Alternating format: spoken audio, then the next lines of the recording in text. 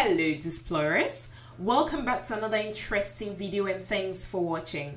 This is going to be one of those videos where we take a look into some of the major problems plaguing the African continent. Today we shall be talking about the healthcare system in Africa and particularly why African leaders prefer getting medical help abroad rather than seeking it from their very own countries or even in other countries on the continent. One of you explorers requested we make a video on the top 10 African countries with the best healthcare system in Africa. We were initially going to grant his request, which we still intend to do so in our subsequent videos, but as we researched about healthcare in Africa, we realized most African leaders don't patronize their own hospitals. We realized African leaders travel to most Western and Asian countries for medical treatment. This left us asking questions as to why. Unlike African leaders, most leaders in Europe, America and Asia most often than not get medical help from their own countries. So why do African leaders abandon their own hospitals for Western hospitals? We'll try our best to be extremely blunt in this video. No sugarcoating but straight facts. Let's make one thing clear. When we talk of African leaders, this doesn't include every single leader on the African continent. There are a few African leaders who get medical treatment from their own countries every now and then, but the most part of African leaders will rather travel to Europe, Asia and the Americas for medical help. Before we continue, if you're new here, welcome. Be sure to subscribe and turn on notifications so you don't miss any of our videos. There's an African idiom that says if a man does not eat at home, he may never give his wife enough money to cook a good pot of soup. This might just be true when applied to politicians on the African continent, seeking medical help anywhere but home. Africa's public health systems are in a depressing condition. Preventable diseases still kill a large number of people, mostly women and children. People travel long distances to receive health care, and across the continent, patients sleep on hospital floors. On top of this, Africa's health professionals immigrate in droves to search for greener pastures. It's therefore not surprising that people in Africa travel abroad, mainly to Europe, North America and Asia for their medical needs. In 2016, Africans spent over $6 billion on outbound treatment. Nigeria is a major contributor. Its citizens spend over $1 billion annually on what's become known as medical tourism. It can be argued that private citizens opting to seek medical help in other countries don't owe the public any explanation because it's their private affairs. But medical tourism amongst Africa's political elite is a completely different kettle of fish and a big cause for concern because they are responsible for the development of proper health care for the citizens of their countries. It's well documented that politicians from across the continent go abroad for medical treatment. The reasons for exercising these choices are obvious. They lack confidence in the health systems they oversee, and they can afford these trips given that the expenses are paid for by taxpayers. The reason is that they have little motivation to change the status quo. Medical tourism by African leaders and politicians could therefore be one of the salient but overlooked causes of Africa's poor health system and infrastructure. Let's take a look at some African leaders notorious for spending months and millions of dollars in Western hospitals. In 2017, President Muhammadu Buhari of Nigeria spent more time in the UK for medical treatment than in his own country. By seeking treatment abroad, Buhari broke one of his own electoral promises to end medical tourism. Buhari is just one of many heads of state to find help elsewhere. Paul Biya, the president of Cameroon, is often referred to as the absentee landlord because he spends more time in France and Switzerland, either for medical reasons or vacations where he spends millions of dollars. Patrice Talon, the president of the Republic of Benin, underwent surgery in France a few months ago. The cases of Buhari and Talon, however, aren't as bad as other presidents who've had decades to fix their country's healthcare systems, but haven't.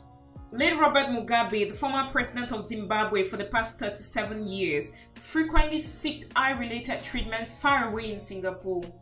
José Ecuador dos Santos, who just stepped down as Angola's leader after 38 years, also travels to Spain for treatment. A couple of months ago, the president of Gabon, Ali Bongo Ondimba, spent months upon months in Saudi Arabia receiving medical help. In the recent past, some African leaders died abroad while seeking treatment. Zambia's Lewi Mwanawasa died in France, while the country's Michel Sata passed away in the UK. Then there was Guinea-Bissau's Malam Bakai Sana, who passed away in France. Ethiopia's Meles Zenawi, who died in Belgium, and Gabon's Omar Bongo, who died in Spain. And the list goes on.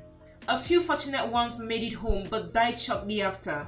They include Nigeria's Musa Yaradua, who died in Abuja after returning from treatment in Saudi Arabia, and Ghana's Atta Mil, who died in Accra after returning from a brief medical spell in the United States. All these happenings with African presidents is rather unfortunate.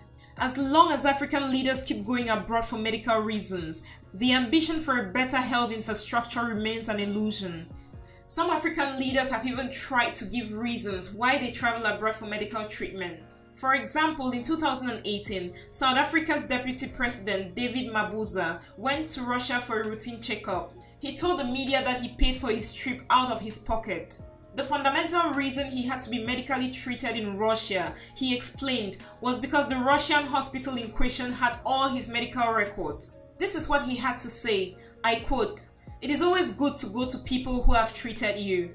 I'll still go there because they have my medical records and I know at what time I have to go for a medical checkup," Mabuza said in the 2018 elections campaign in Mpumalanga.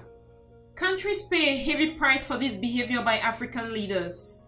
It's estimated that in Uganda, Cameroon and Gabon, the funds spent to treat top government officials abroad every year could build 10 sophisticated hospitals.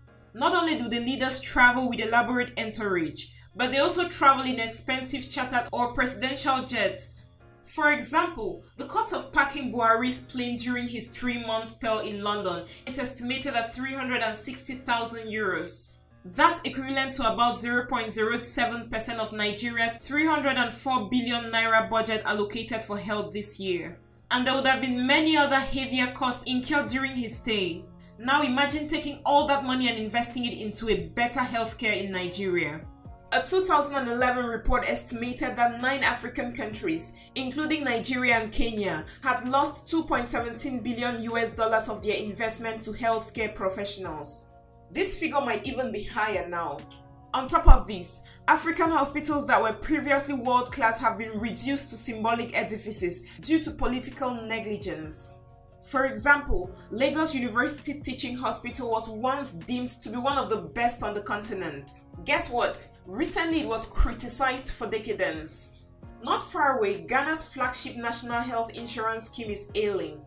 Essentially, when people charged with responsibility feel they have no need for public health system simply because they can afford private healthcare systems at home or abroad, ordinary citizens bear the brunt. The simple fact that African leaders go abroad for medical treatment is costing Africa tremendously because Africa will continue to be a danger zone.